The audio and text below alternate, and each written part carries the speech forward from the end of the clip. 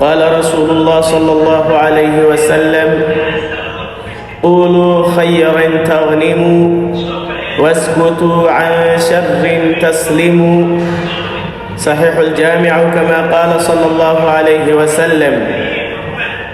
نحريس يا مان نودقليا كركيس الله يلي وحليا يسوبنهن والخير كو هدلا او آد يعني غنيمة ستان وتفائدي ستان شرطنا كامسة او آد نودقشان خير كو فائدة يوليا هاي أجر يوليا هاي فائدة فربضنا يوليا هاي شرطه لغا آمسنا وحال لغو هليا نودقليا يبدبادو ايا لغو هليا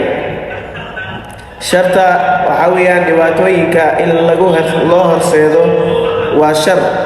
inaad ka aamusto ka gaabsato dagaal inaad ka gaabsato oo la rabay inaad iclaamiso ka gaabsato waa shar dhibaato la rabay inaad bilowdo aad ka gaabsato waa shar oo aad ka aamusto dadka yani isdhibaateynayaan ka qabatana iidan waxa weeyaan sharta qabatay weeyaan waxa weeyaan waad nabadgalaysaa waad badbaadaysaa weeyaan marka xadiidka wuxuu tusinayaa hadaan khayr ku hadalno in aan qaniimaysanayno ajir fara badan hadaan shar ka aamusnana xumaanta ka aamusnana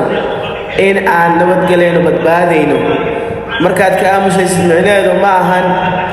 in yani qofka sameynaya aad ka aamusto qofka waa inaad gacanta qabataa oo aad ka reebtaa adigana aadan sameynin oo aadan la imaanin shartaawiyan taawiyan rasuulka uu sheegay sallallahu alayhi wasallam marka inta inaan la imaano aan sameyno aan ku camal falno xadiidkan waxaan khaldana fi shaytaan may ka ahaadeen waxaan saafa min Allah hada